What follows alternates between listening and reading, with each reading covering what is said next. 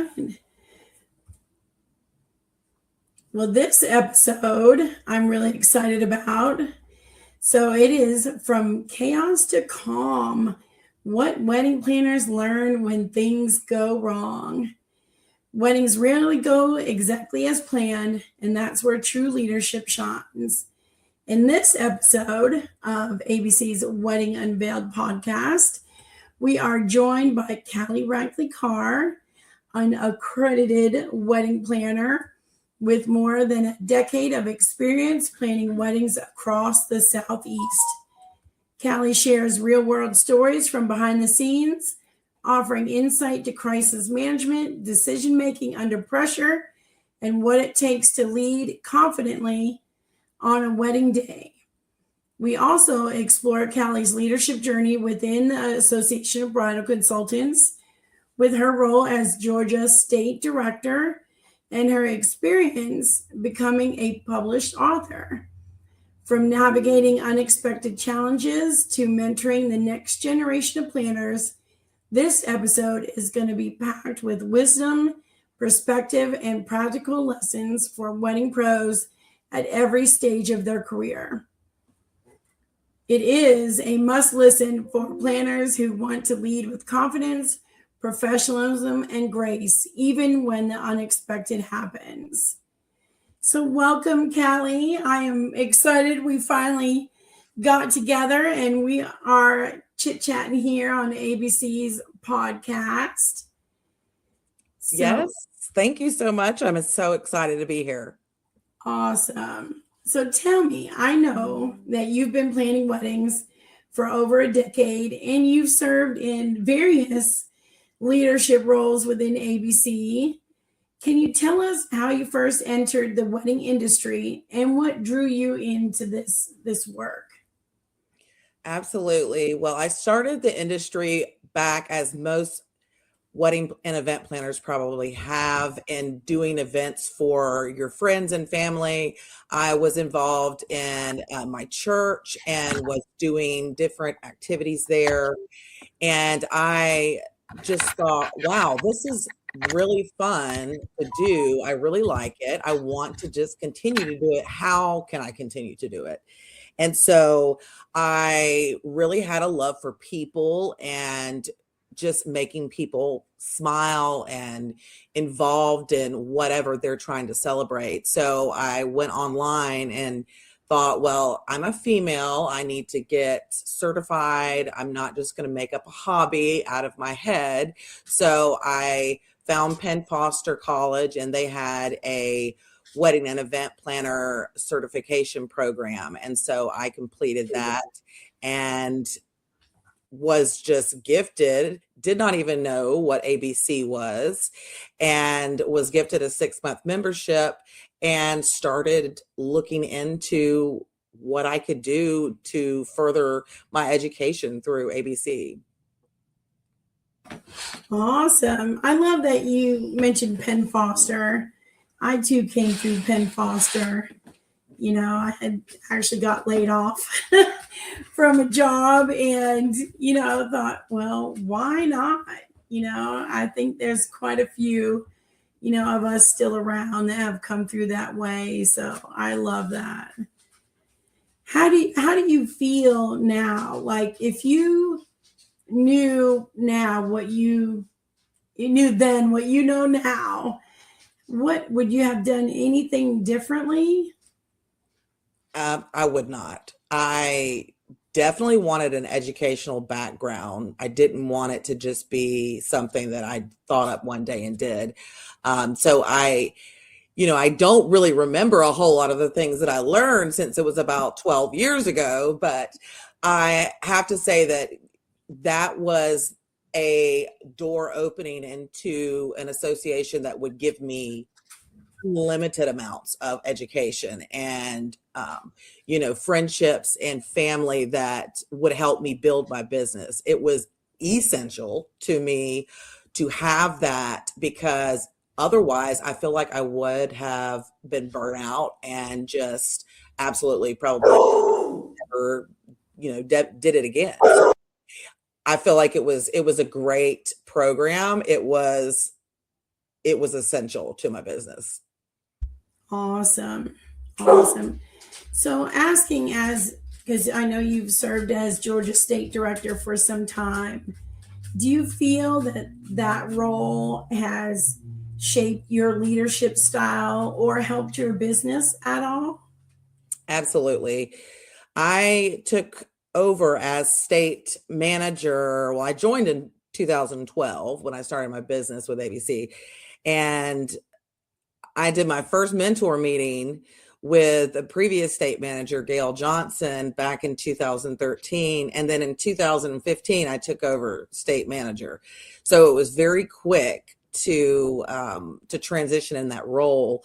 I felt a huge responsibility on my shoulders because at that time our state was gigantic, and me as being the state director, state manager, I had to make sure that I led with confidence and knowledge that I could push these members in the right direction and support them in a way that they could grow their business.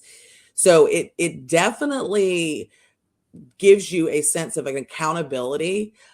Even though you are in a leadership role, there are people that look to you for guidance. And so you have to be that, solid force for them to come to.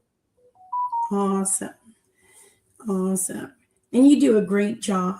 I know we get lots of calls and emails and stuff. And well, Callie help me with this and Callie help me with that. So I love it, and I definitely appreciate all that you do. Awesome. Thank you. You never know how far you reach, or what you tell someone or advice you give, how that's going to affect them and their business, so it's always rewarding to hear things like that. Awesome. So speaking of leadership, what does leadership look like on a wedding day for you? For a wedding day, I try to be, I'm the girl in all black with the clipboard mostly. So, people always think if you have a clipboard or a name tag, then you are important. So I try to just be a happy, smiling face that I greet people whenever they get there. Be just a source of information and logistic wise on where, for setup, and if family or the wedding party has issues, those are just typical things that a wedding planner does. But being able to, navigate through any hiccups or problems that come across, that's where the leadership part of it really shines, because you are the one that has to be able to answer any question that comes along and look like that you're complete, calm, and collected, even though you may be internally screaming inside.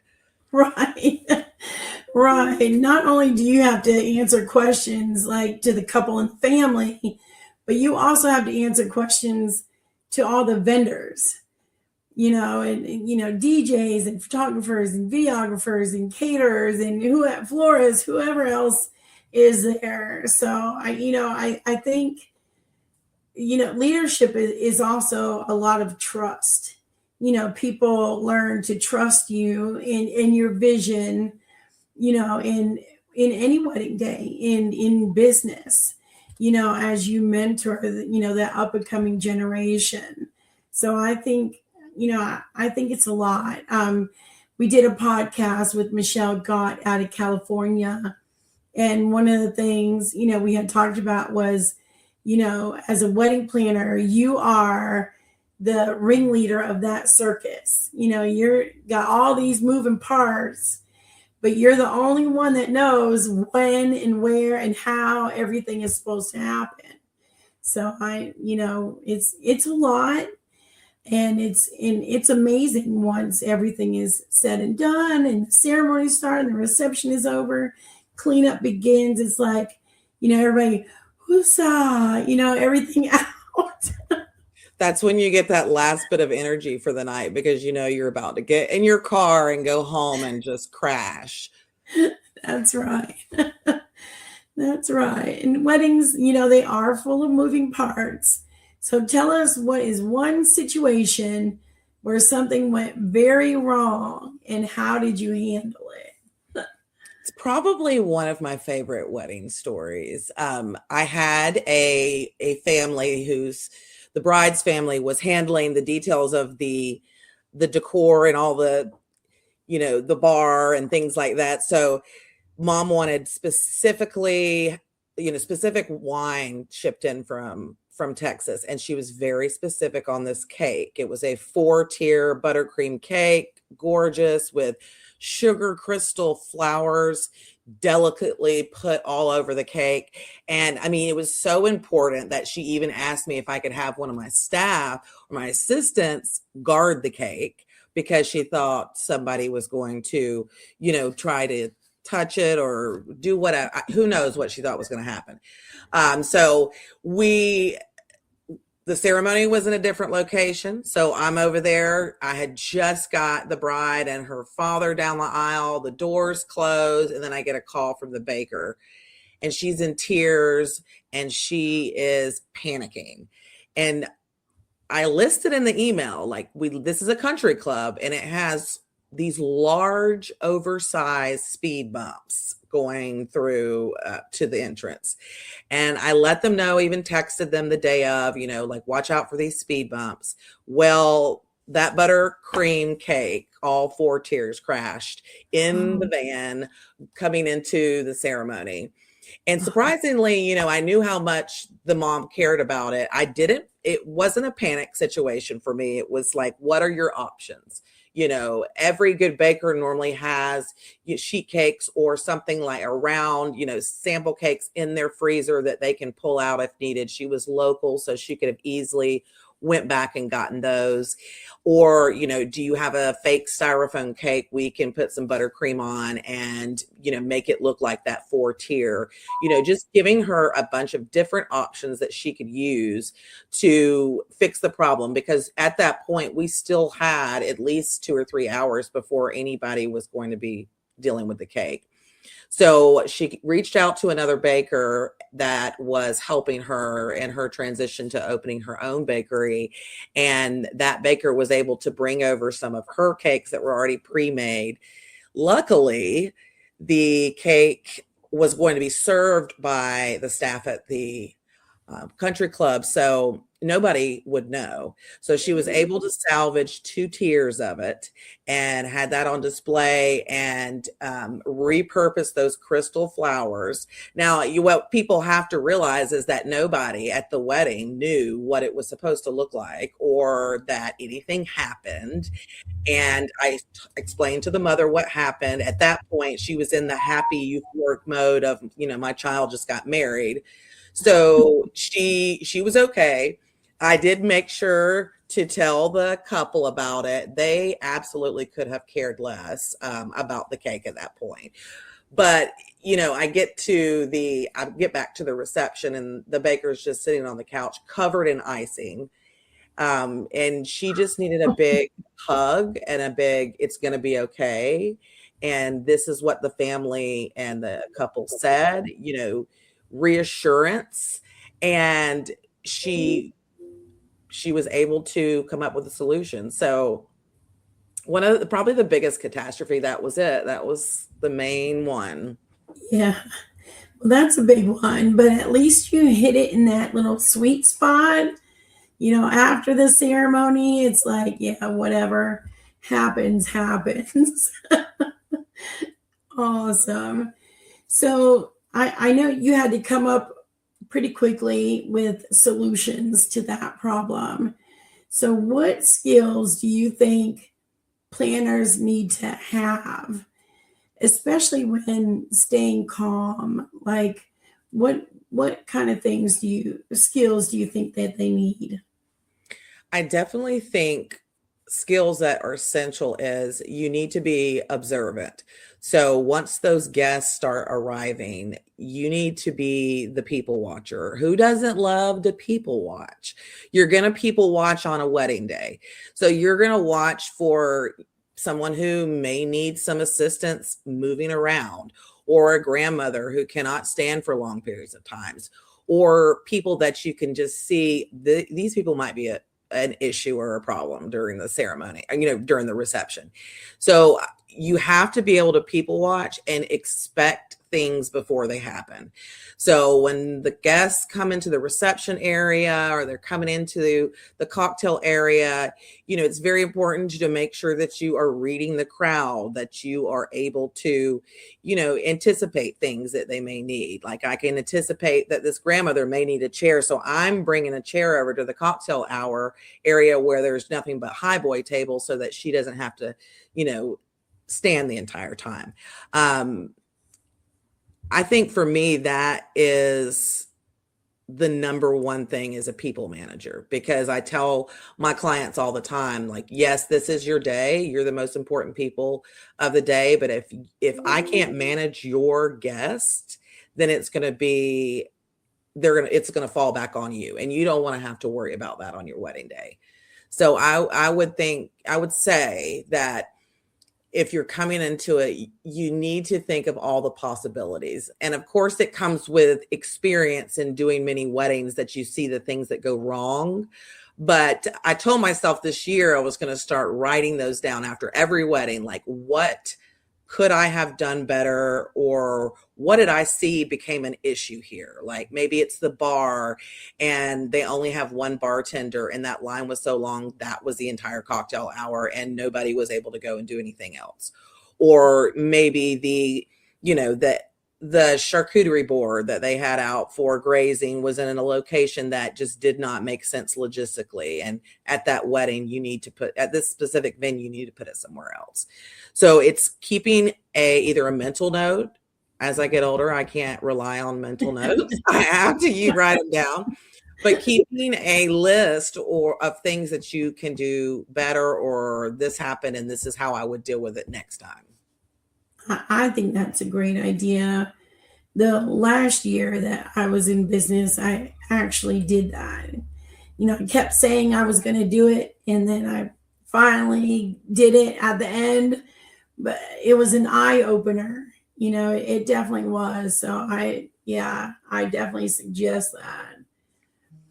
So what systems, types of things do you currently have in place to help prevent any kind of chaos, or what is it that you do to try and eliminate as much of it as you can? I try to keep, of course, the focus on the couple. If something happens in the background, I'll give an example of, we had a young couple getting married and it was an open bar. The family paid for it. And we had a girl pass out. Well, she was still conscious, but she passed out in the bathroom because she drank too much. And, I try to rely on checking those areas during the reception, even during the ceremony, watching guests. So you can tell, the guests that are on the dance floor that may have something, may have had a little bit extra to drink. Keeping an eye on that, keeping an eye on, dynamics between different people. It goes back to what I was just talking about, is people watching. Just because they start the reception and they're eating and they are, doing other things, that's not really your time to just disappear and go take a break. That's when you're going to be able to anticipate those things that happen. So it's really paying attention to your vendors as well, because it may be that the bartender needs some help or the catering team needs some help, and you can get in there and kind of alleviate those issues before they happen. Awesome. Now, early in your career, did you make any mistakes in planning or at events that really made you the stronger planner that you are now? No, I'm a perfect planner, Veronica. No. Yes, you are. Of course, I made mistakes all the time. Luckily, I will say that I've never had anybody give me a bad review, or there's only been one incident where a bride said that, she felt like she ran the rehearsal whenever we did the rehearsal. What she didn't realize is when we're doing the rehearsal, I'm listening to her and to the different options that she may want to choose. So it's based on what she wants. And it was hard for her to try to understand that, mixed with nerves for the wedding day. And so when we talked about it, she felt a lot better. But the next morning, I get a call from her photographer letting me know that she's extremely upset because, and she needed me there before I was supposed to arrive, because her family kept calling her cell phone. Now, that's not anything that I can circumvent, and I thought, okay, what could I have done differently in this situation? Obviously, I know it's not my fault that family is calling her cell phone, but everybody thinks that they are most important or VIP to the bride and groom or the couple. So I started putting more emphasis in on rehearsal day to make sure that these people knew when they were supposed to be there. Was the flower girl going to be in all the photos before the ceremony? What time did she need to be there? Who's bringing her? What time did the parents and the grandparents need to be there? So that those little questions that you may not have thought about on rehearsal, you start remembering. And I never had that problem again, obviously, after that. But, do I make mistakes throughout my career? Good gracious, yes. And, every single event, I probably make some type of mistake. But, I think the clear thing to think about when you talk about mistakes is, do you recognize it? Do you own it? Do you claim it? And what did you do to fix it? And what can I do to make sure it doesn't happen again? Yeah, that makes sense. Always learn. That's the whole key. Awesome. So what do you think then would separate like an experienced planner from a new planner, especially in like high pressure moments like that? You have to fix your face for sure. You cannot let anybody know that you are having a crisis moment. New planners that come into the industry, they don't have that experience. They don't know how to deal with certain things. We are, as planners, critical thinkers about logistics and very fine-tuned details. I say that, my weddings I know everything about them and they're very detail oriented, whereas I'm sitting in my office and it is absolute chaos. So, don't do what I do in my office. But for the differences is I would be leaning on experienced planners in your area or in your industry, or like ABC and ABC. If you get you book your first wedding or event and you go online or even view the venue, look at the things that the logistic, wise, where you're going to set up, who's going to be there, what do you need in order to make this event happen? Bounce some ideas off of your close industry friends that are willing to help you kind of work through what's going to happen on the day. And then whenever you meet with your clients, you will have a little bit of an idea of how you're going to navigate their questions. So, I feel like experience, you have to experience to get experience. So, you've got to lean on people who have that experience and they can be available. I've had people call me on a wedding day with a crisis and we talk them through it. And sometimes that's all they need, and so having that friendship, that one call away friend, is essential. Awesome. And then I also know that you recently co-authored a book. Definitely congratulations. Thank you. What made you want to write, a book? Well, as many of you ABC members know, you have to get some points in that area to move up to Master Wedding Planner. That is a goal of mine that I am also working towards this year. But I, looked at it realistically, like I can't author a book, and what in the world would I write a book about?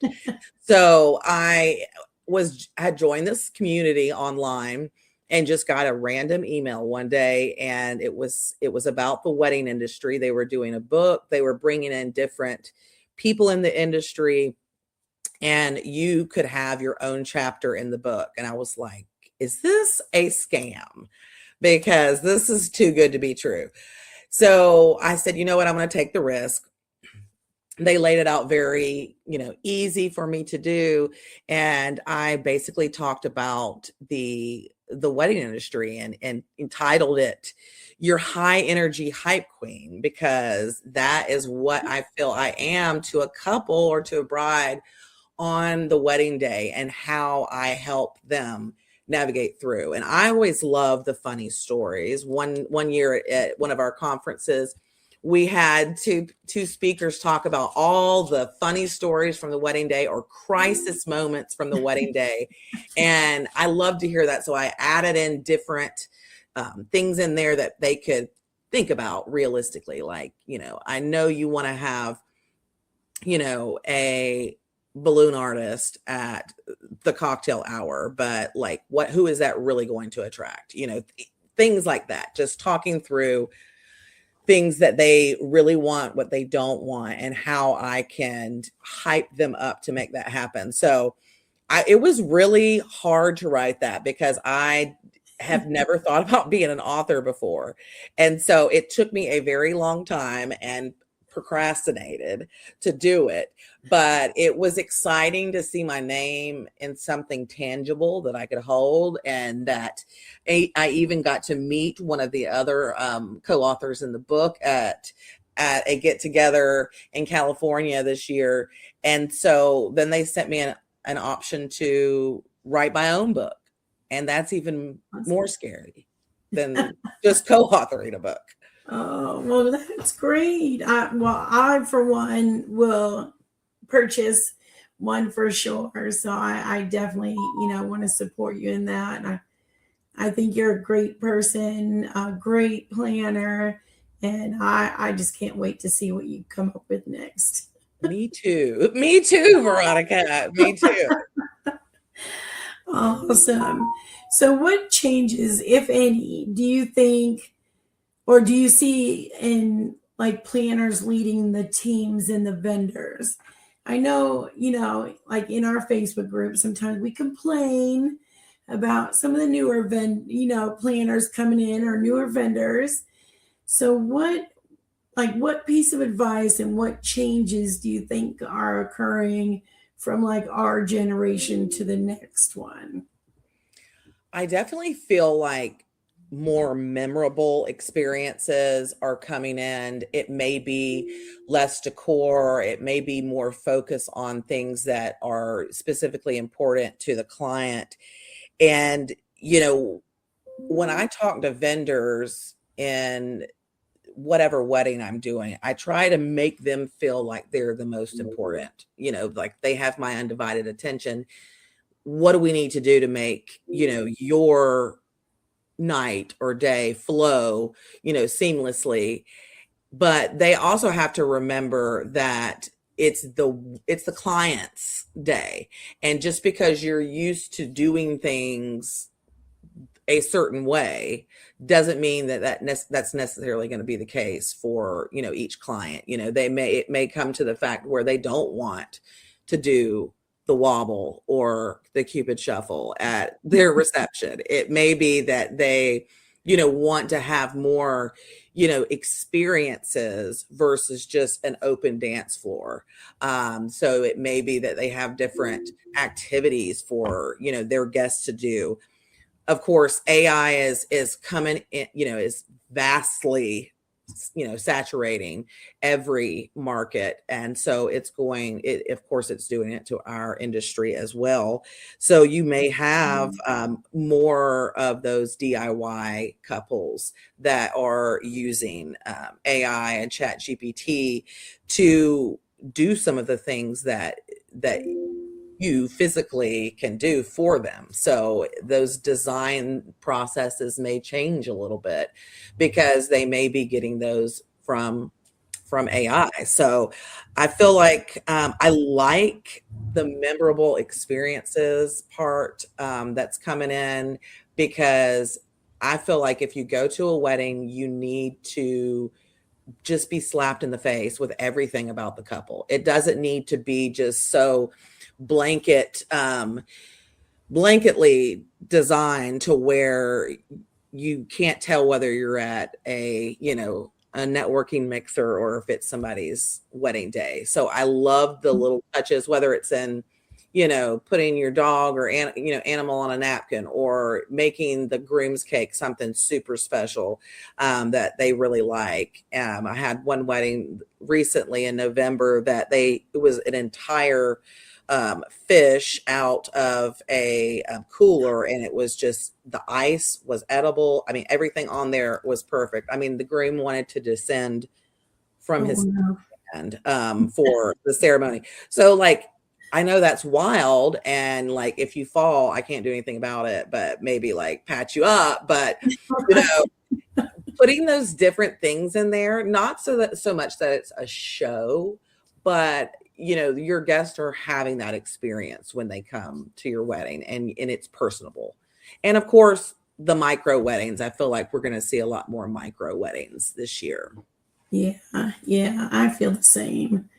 We've come a long way from designing with, what color did you want your table linens to, okay, we can design, a centerpiece out of books because you're, educators, and, so it's very different, than to now. So I'm definitely excited to see that. I love the DIYs where I can actually give input in too, not that they're going to take it, but like, I can give you some ideas because I see those ideas. A lot of times people will already have what they have in mind by the time they book me as their planner or their coordinator. But in my area, if you book certain floral designers, they're the florist, they're the designer, they're bringing your decor, they're bringing your signage, they're doing everything. And I mean, I love it because the ones that I work with are phenomenal, but sometimes I miss getting to be a part of that design process, so it's always great whenever, I can give some input or be able to, let my ideas come out a little bit. But I'll just do a style shoot one day, I have to do something like that, or a collaboration to where that design can come through. There you go. Yeah, you got to get it out of your system. Awesome. So I have one last question before we get ready to wrap it all up, because you've been in here and you know what longevity is. How can planners prepare themselves for longevity in the wedding industry? Well, of course, we're not gazillionaires. Most of us are not. So you have to look at, of course, your different locations, your area, and what your pricing is. Look hard at your pricing, and think about, if you book weddings, 3 weeks out of every month, what does that add up to? And can you survive off of that? Because at some point you are going to get burnout because you don't feel like you're getting paid what you should get paid. And so we're not the floral designers. We're not the, photographers and videographers to where it's easy to add on a lot of different services that they may offer. But I would say what I have started to do is to create an umbrella of services that you can create. So maybe it's something, for instance, I love the preservation of like florals after your wedding. That whenever I got married in 2020, I, sent my bouquet to a lady in Nashville, Tennessee, and she preserved it. I thought, I just have to get into something like this. I'm, not a pro at it like some do, but I do offer that service to my clients to where we can press or do resin preservation of their bouquet to try and preserve that memory. Then you can, then I also have just started my Vendy stickers rentals, which is a vending machine that guests can use at their wedding, at their cocktail hour reception. They can put stickers, customized stickers of the couple or anything basically that they want. Temporary tattoos, and even flat magnets. It's just something extra that they can rent. So that is some tangible income. And so I would think about different things that you could offer, whether if you're more on the education side of it and you want to create templates or booklets, something that's easy that people can go and just buy. It may be $30, but if 15 people buy it, that's a good steady income that can come in. Brainstorming, of course, don't get overwhelmed, because I will tell you, when you have an umbrella of services, it is very overwhelming. I, of course, take part of the travel part that is offered by ABC. Who would not? Because when you're getting a client, they're more than likely going to go on a honeymoon. That's your first step into being able to book them. And that is just easy money in your pocket. And then ABC, also offers the room blocks. If you have clients coming in, the room blocks, you can set that up. That's another, form of income that can come in. But I would say, think about your pricing. Think about, is there anything else that you can offer your clients that you feel like that they would want to buy? And brainstorm on that and see what would it cost to do that. And if it's possible, then that may be something that may be your fun time. Because it's fun for me, like whenever I'm overwhelmed at my desk, I can go off and I can start designing some floral, design of their flowers. And it's something that I know that they're going to cherish, forever. And it's coming from me. So I would say umbrella of services, and you have to stay educated. You have to stay educated in the industry, whether if you can't afford to go to conferences, because let me tell you, whenever I went to my first conference in 2012, I worked in the school system and I made $900 a month. I had no money. I used my entire paycheck to buy a conference ticket, drove down there, stayed in a cheap hotel just so I could make sure that I got that education, that networking. And I have probably missed one conference maybe 1 to 2 conferences in 12 or 13 years, because it is necessary. Because whether it be something you've heard before or not, you're going to take little nuggets from wherever and whoever is talking and giving you that knowledge that you need. Because building your business, you have to be open to change. And that is another huge thing, is you have to be open to change. You cannot get stuck in your own flow of doing things. Be open to new things that are coming, because they're coming. They are coming. And I'm so glad, you're talking about education, because, to be a lifelong learner, when those changes come, you're prepared. If you, bank on TikTok, to tell you what's going on or educate you on what's happening in the world, it just, you're not going to stay there. You might get all the little dance trends, they got out there, but that's probably about it. But education, I think, is key. And diversifying revenue. So not everybody lives in like year-round wedding location. Sometimes, like here in North Carolina in July and August, good luck with that. So, we slow down if Me too, girl. Georgia is hot. hot. Yeah. And then, even, in some spaces in the winter, maybe they're, going through the summer, but in the winter, that's where they slow down. So having that extra ability for revenue income is very important to cover those slow periods. But I just love that.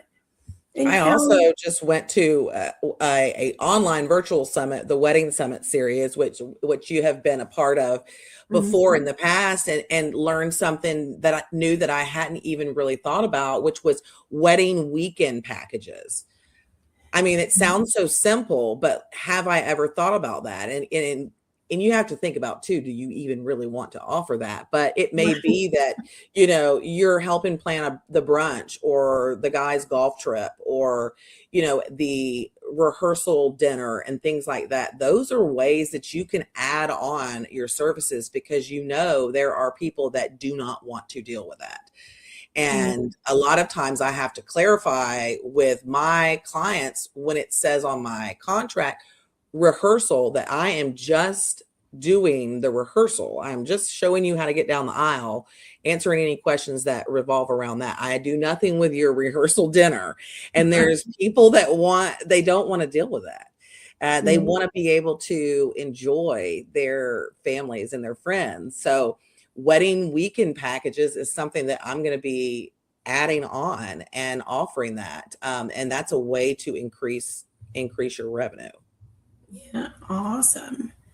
Awesome. And Callie, where can our listeners connect with you and follow all your work and maybe even buy your book when it comes out? Well, I am always on Facebook. I know the younger crowd says Facebook's for old people now. I won't believe that ever. But Facebook, I am there as Callie Carr Events, as well as Instagram. And then TikTok has to be my absolute favorite app of all time. And I am also on there as Callie Carr Events. My book you can get it on Amazon. You can actually get the Kindle version of it for super cheap. And let me say that it's not going to hurt my feelings if you buy the free version or the $3 version of the book.